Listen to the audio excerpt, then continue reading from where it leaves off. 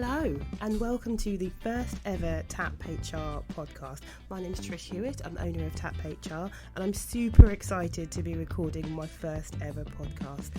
Please do make sure that you subscribe so you don't miss out on all the fabulous content, and we're going to be covering some really key HR topics that hopefully will be of use to everyone.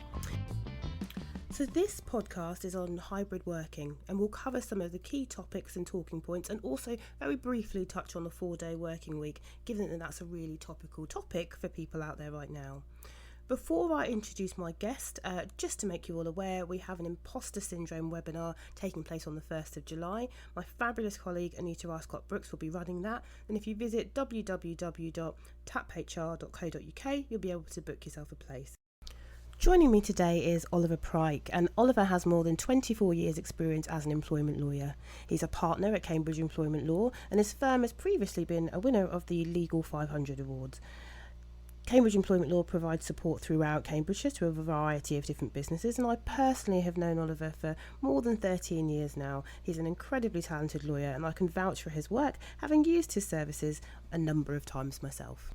Oliver, thank you so much for joining me today. I really appreciate your time. I've got a number of questions to ask you just around hybrid working. And the first question is, what would you say are the top 3 things that your clients have come to you about with regards to hybrid working?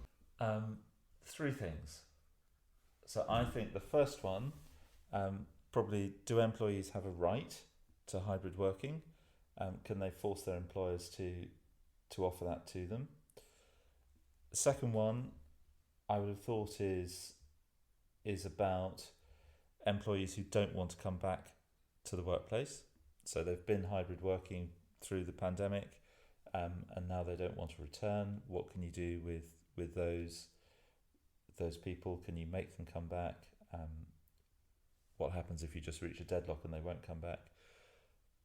And the last one, which we're starting to see a bit more of now, is around how do you manage the performance of employees who are not working in the workplace all of the time and aren't necessarily doing the things that you want. So they're not there day in, day out. They're not doing what you want them to do. How do you get those people to work in the way that you want them to? I would have thought those are the principal 3. And with that first point then, so do employees have a right? The short answer is no. They have a right to request flexible working if they've worked for their employer for more than 26 weeks. But that's a right to request. It's not a right to work flexibly, and they don't have an automatic right to say, well, I've been doing this for a year and a half, so why can't I carry on? One of the things you talk about, one of the things we're getting from employers is employees who will say, well, it's been okay. Through the pandemic, it was okay. Work carried on, we all managed. And employers beginning to say, well, it might have been okay, we kept going, but I didn't get to do all the things that I wanted to do. I haven't managed to grow the business, I haven't made things better. And that's quite difficult with employees working from home who are isolated. So you are getting this clash now with employers wanting to bring people back, I think more employees saying, but I should have a right to stay at home. And the answer is they don't. They have a right to request flexible working, and if they request it, then the employer has to consider that sensibly, and as you know, there are 8 grounds to think about when you're looking at one of those requests. So I think that leads quite nicely into your second point. So what can employers do if somebody refuses to come back into the workplace?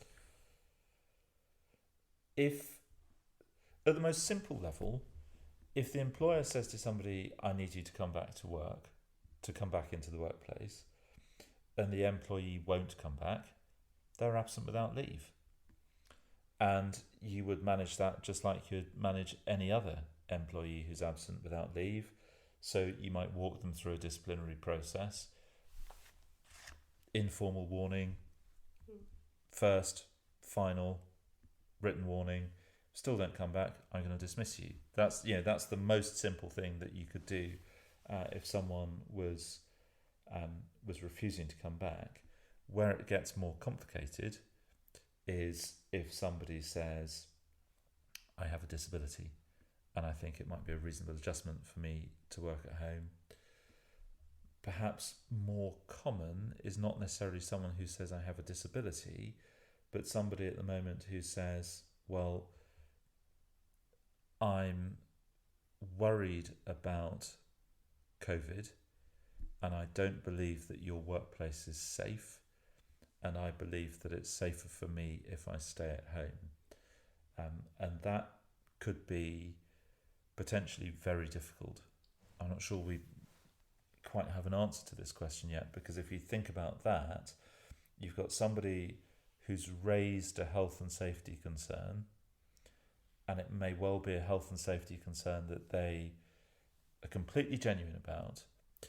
So they raise that concern in good faith, and the employer then has to be careful with its response, because if the employer says, I don't care, I'm disciplining you anyway, well, obviously that's detrimental treatment for an employee who's raised a health and safety concern, and that's going to walk you into automatic unfair dismissal and all sorts of stuff. So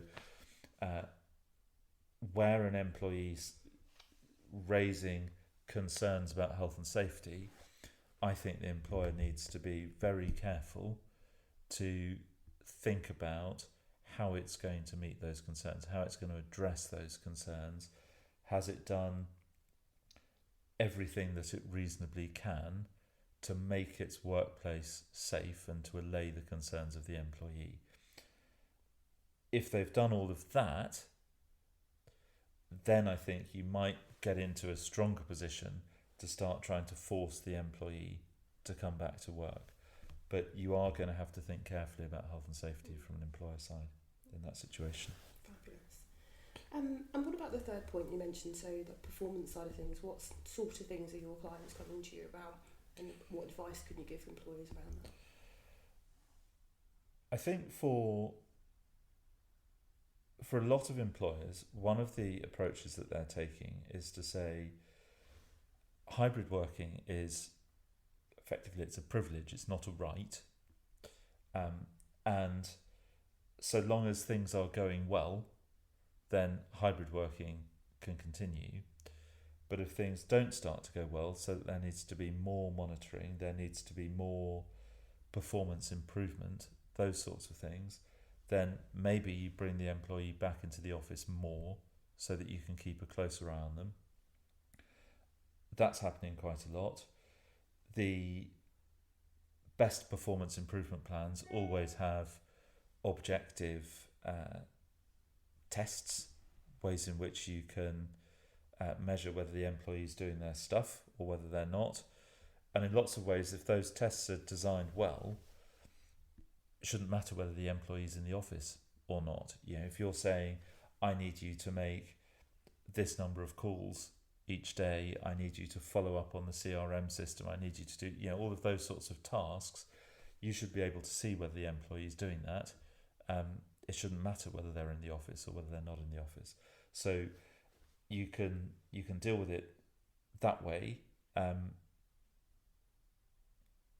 That probably covers most of what employers are doing, I would say.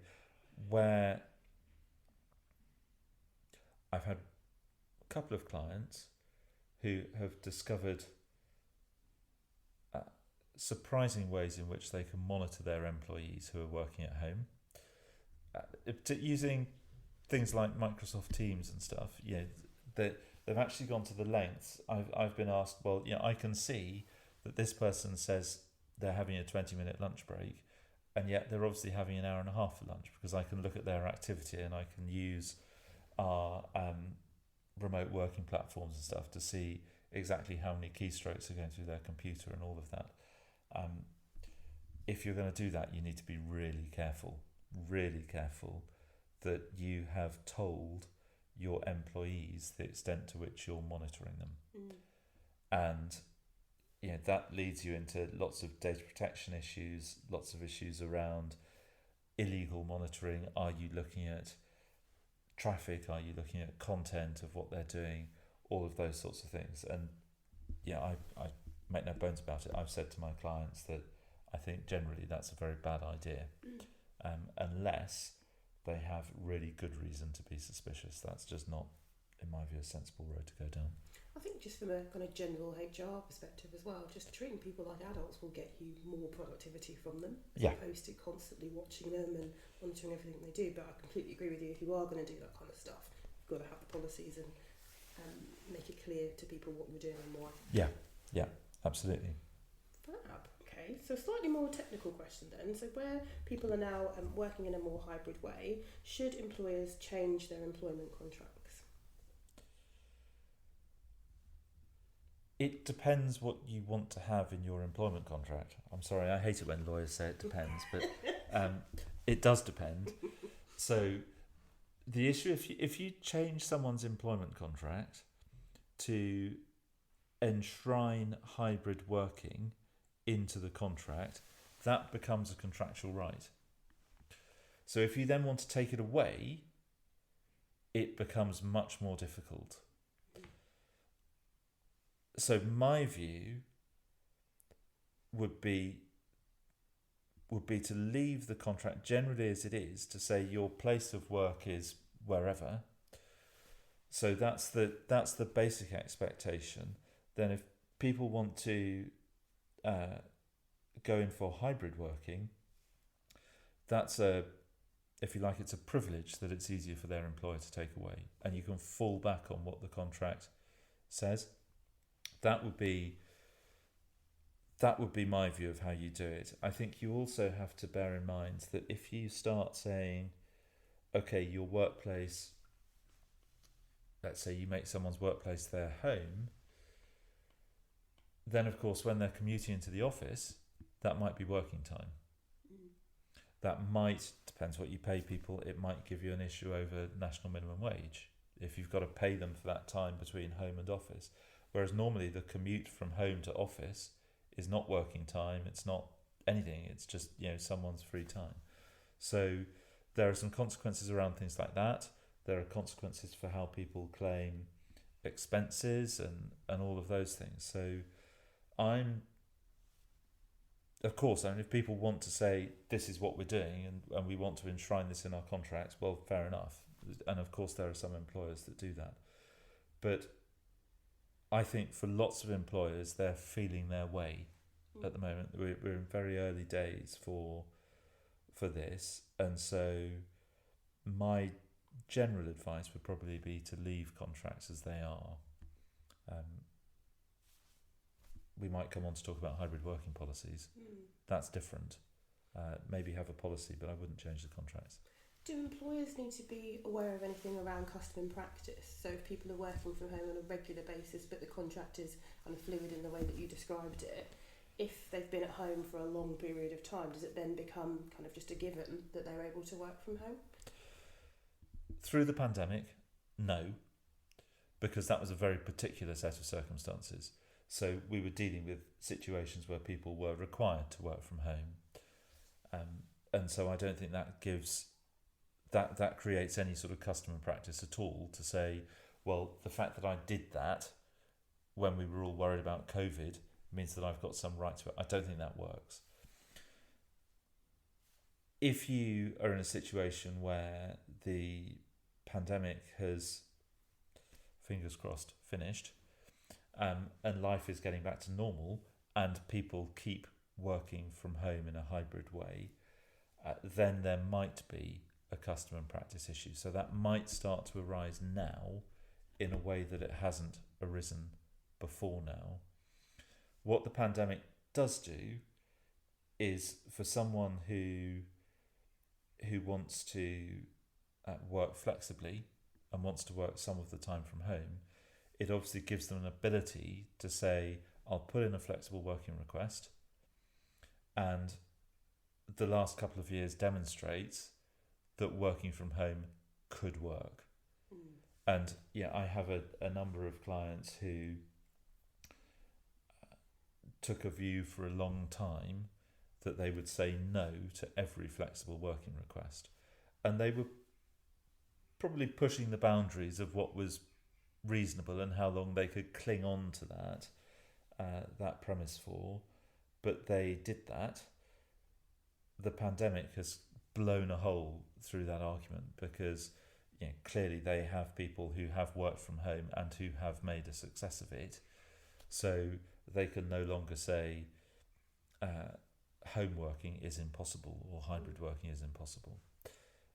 But it doesn't, the fact that somebody's done it for 2 years through the pandemic doesn't automatically mean I can carry on. Yes, okay. And you touched on policies, so do you think employers need to have a hybrid working policy? Yes, short answer. So I think your hybrid working policy,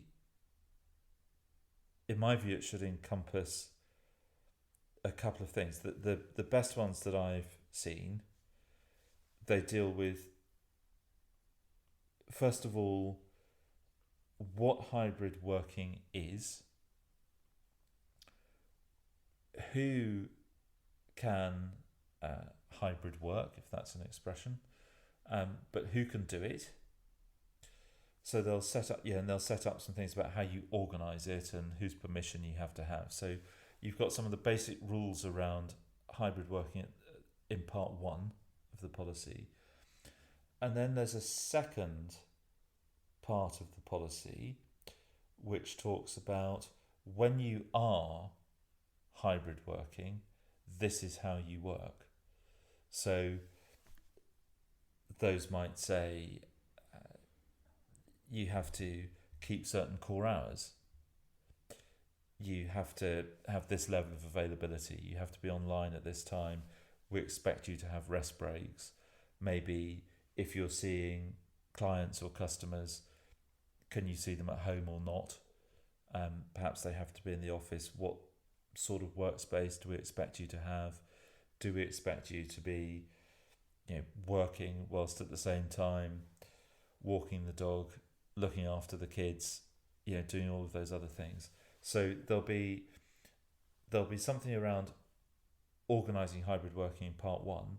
Then part 2 will be about what happens when you are hybrid working.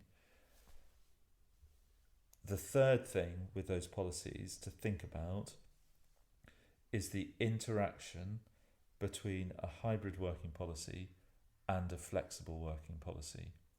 So I've advised quite a number of clients they have to be very careful if they say these grades and above can have hybrid working, these grades and below can't, that you don't end up almost automatically saying to those grades and below, and you can't have flexible working either, and you can't submit flexible working requests, because obviously that would be unlawful. Mm-hmm. So you have to draft the policy so as to make it clear this is about hybrid working, but then there's a separate thing about flexible working. And I've, again, some of the policies we've done, the hybrid working policy, you want it to be fairly loose. So you might want to say to an employee, you can work remotely 3 days a week.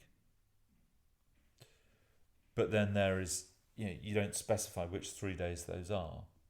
So it might be the first 3 days, it might be Wednesday, Thursday, Friday, whatever. And you would expect the employee and their manager to talk to each other about what suits both sides for which, how they're going to make that work. And it can vary from 1 week to the next. But I've then said in those policies, if that's not good enough for the employee, so the employee wants to know for, childcare reasons or health, whatever, wants to know, I will always work at home on Tuesday, Wednesday, Thursday, maybe that falls outside the hybrid working policy and actually falls within a flexible working request, so that the employee can say, I want that more rigid pattern, slightly bizarre because it's a more rigid pattern in the context of a flexible working request. Do you see what I mean? Does that make sense? Yeah. So making sure that you don't take away someone's right to ask for flexible working with your hybrid working policy is quite important. And there's a few things that you mentioned there I think would be really useful to unpack. So the first one was kind of location, when you were talking about the policy itself. If somebody's working from home, can that be from anywhere, or have employers got any ability to kind of control where they're working from? You can specify it in your policy. I mean, I think you could say,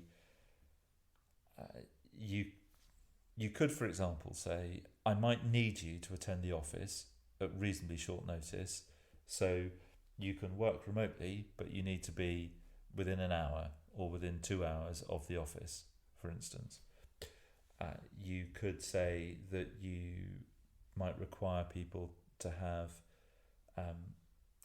a proper work space, wherever that is, if they're going to work remotely, so that they can't sit there on the beach having a nice time working. So I think you can specify those sorts of things. Someone wanted to work abroad, you could say yes or no to that sort of request. So I think you can do that. And again, if an employee wants something more fixed, flexible working covers not just times and hours, but it also covers location. So you could have an employee who said, I want to work from that place on those days, and that could come within a flexible working request. Fabulous. And you touched on kind of children and childcare as well. So can employers do anything around stipulating whether or not they can have children at home whilst they're working? Feels like an odd question, but when people have got younger children that could potentially be impacting on the employer's work, what remedies or what can employers do? Well, I think from the employer's perspective, I'm not sure that I would say with hybrid working, these are the people who are allowed to be in your house. Mm-hmm. Sounds sensible. So if there are children, husbands, wives, parents, grandparents, cats, dogs, whatever, I think I'd let the employee get on with it. I think the way in which I would suggest employers should manage that is, if they're going to grant hybrid working, then to be clear about the expectation that the employee will continue to perform. And if the employee is not performing, then you manage their performance. Mm-hmm. And that may be that ultimately you say, look, you need to come back into the office because this isn't working with you at home or wherever else they might be. It may be that you say, I don't care what's going on, but I mean, in my world as a lawyer, we record time all the time. You're not recording sufficient hours, or I'm getting lots of feedback from your colleagues that when they call you, you're never available, or you're never available within normal office hours. Those sorts of things. So that's where having some performance expectations in your policy is important. But I would be very careful about going down the route of who's at home. You also run into the risk, if you do that, of possible discrimination claims, things like that. Where you'll say, well, could you show that more women than men are working at home and they have childcare responsibilities? I don't know, but there are possible discrimination aspects, I think, if you go down that path. And what about things like breaks and working hours? So how can employers go about making sure that people are taking regular breaks? And is there anything that employers can do if people start working kind of unsociable hours? So we go back to the good old working time regulations, don't we? The working time regulations are not an easy piece of legislation to get your head around, but where it comes to breaks, so far as the working time regulations are concerned, an employer is obliged to ensure that employees can take breaks if they want to, 20 minutes if your working day is more than 6 hours and that sort of thing. So they have to give them the ability to take breaks. But if the employee then chooses not to take those breaks, that's up to them. That's their problem, if you like. So there are lots of employees up and down the land who choose to work through their lunch every day. That's not a problem so long as the employer says you can have a lunch break if you want to.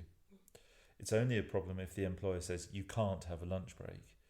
And it's exactly the same with hybrid working. So if you say to people, okay, this is what we expect you to do, this is what you're allowed to do. If employees choose not to do it, it's their problem. Now, that said, the working time regulations are also a piece of health and safety legislation. And so employers should be encouraging employees to take their breaks. So in your hybrid working policy, you should talk about health and safety. You should talk about the importance of having regular, proper breaks. You talk about what happens when people start working all sorts of weird, wonderful hours. I would encourage employers to encourage their employees to stick to reasonably sensible hours. I think that's important. If they're going to be able to communicate with their colleagues, with their customers, that something about when people are working. And we were chatting about a client of mine who has recently had one of their managers had an allegation of bullying made against her because she was working at odd times of day and night. And when she was working, she was emailing her team. And the junior members of the team, although this was not what she expected at all, the junior members of the team were nevertheless felt pressured to respond to their email. They get an email at 11 o'clock at night, and it's quite difficult, I think, sometimes to say, well, I'll deal with that tomorrow morning because that's when I start work. So I think this encouraging employees to keep sensible hours is, again, I think quite an important part of a hybrid working policy. I agree. I think it goes to people's well-being as well. Yeah. Completely. Yeah. Fab. What about working abroad? So a number of people have spoken to me about employees who have kind of disappeared off into the under and decided that they want to work from a different country. Is that okay? And can employers do anything about that if somebody does go to work abroad? So if they... Let's take a situation, first of all, where they are a UK national. So first question is going to be, do they have work permits and all of those sorts of things, and how much time can they spend abroad? And it may be that they simply can't, because you can't get a work permit for them, or they can't get a work permit for themselves. Next question, let's say they are a foreign national, they're French, they want to go and work in France. So there's no visa issue, there's no immigration issue, but there is still going to be an issue for their employer in that if they're working in France for more than 100 and whatever it is, 86 days, more than half the year basically, they're then going to have to start paying French social taxes, French income tax. From the employer's point of view, if you're employing them over there, you're going to have to set up a French payroll, you might need a French branch office. So you might be entering into really quite complicated arrangements and changing your business from a local UK company into a multinational business. So I think you have to be very careful with that. And we've seen lots of things in the press where there are some very large household name companies who have said to their employees, well, you can go and work wherever you like. And if those companies are global, that might be quite easy because they've got branches everywhere, and all these businesses of having payroll and local HR and all of those things are straightforward. But for smaller companies based in the UK, suddenly that becomes quite difficult. And depending on what country someone goes to work in, you might also find yourself with that national law applying. So then you need to find your French employment lawyer, your German employment lawyer, whoever it might be. So I think that I would discourage that as a practice. I think that's much more complicated than many employees realise. Fabulous. And my final question, albeit it's quite a big one, is around kind of the 4-day working week. There's a lot in the press about that at the moment, and I think it's kind of uncertain as to what the outcome of this trial is going to be for employers. What is your take on the 4-day working week from a kind of legal perspective? In my view, employers have always set for their employees their working hours and what they expect. So we have, obviously, the traditional working week is 5 days, Saturday, Sunday off, bank holidays off. You can read as much legislation as you like. You won't find anywhere something that says you must give your employees bank holidays off. You won't find anywhere something that says you must not make people work on Saturdays. Obviously, Sundays there are some trading hours which are a little bit different, but generally it's up to the employer to set an employee's working hours around what their requirements are. And to change that basic principle, that's a massive change. Yeah, I've worked through my career, most of my time as a lawyer has been spent doing 5 days and not working at weekends. As a student, I did all sorts of jobs where I was doing, 4 days on, 4 days off. The weekends were completely irrelevant to me. Or you see patterns 6 days on, 2 days off, all sorts of different shift patterns. And I think employers will continue to do that, and employers will continue to need to do that. So it's an interesting idea, but I'm not sure that it's really got much legs, actually. And if you go back to the situation we have at the moment, where employees have a right to ask for flexible working, so they have a right to ask for the hours that they want, and they have a right to expect that their employer will consider that request seriously and properly, and then give them a carefully thought through answer. It seems to me that's not so bad. That's not, when you put it like that, that's a pretty sensible way of managing how employees work. Fabulous. Well, thank you so much for your time. It's been lovely to see you as always. You've touched on quite a few things that might be useful for our listeners. So things like the hybrid working policy, talked about flexible working policy. How can people get in touch with you if they want to use your services in general, or if they want to utilise those kind of things? The best thing to do is to go to our website. So you'll find me at www.cambridgeemploymentlaw.com. Have a look on there, and there's a contact page on there. Get in touch and we can provide you with those sorts of policies if that's what you need. Amazing. Thank you so much for your time. Really Thank you, appreciate Trish. Thank you. Any information in this podcast is for general guidance only. Always seek your own legal advice. You can see our full terms at www.taphr.co.uk/tap-hr-podcast-terms.